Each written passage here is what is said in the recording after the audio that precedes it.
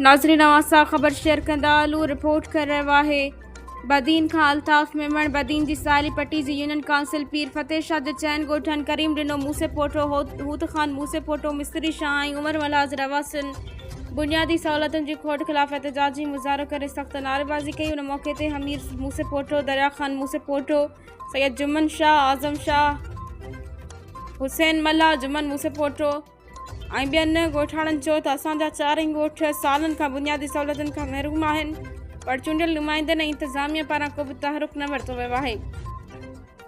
रोडनि ख़राब हुजण सबबि एमरजेंसी में मरीज़नि, मामला औरतुनि खे अस्पताल पहुचाइण ॾुखियो बणिजी वियो आहे, जॾहिं त केतिरा ई मरीज़ बर वक़्तु इलाज न मिलण सबबि रस्ते में ई फोत थी वञनि था।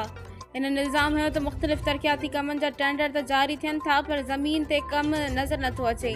चूंडियल नुमाइंदा वोटनि वक़्तु ॻोठनि में नज़र अचनि था, पर चूंडनि खां पोइ अवाम जा मसइला ॿुधण लाइ बि तयारु नाहिनि।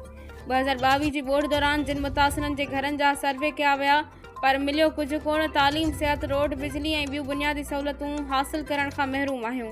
तालीम जो हाल ख़राब आहे। हिकु उस्ताद मुक़ररु आहे जेको बि स्कूल नथो अचे। एहतजाज कंदड़नि पोलियो मुहिम जे बाइकॉट जो पिणु ऐलान कंदे चयो त जेसीं ताईं संदन जाइज़ मसइला हल करे अमली क़दम न खंया वेंदा, तेसिताईं हू पोलियो बूस्टर डोज़ मुहिम में ताउन न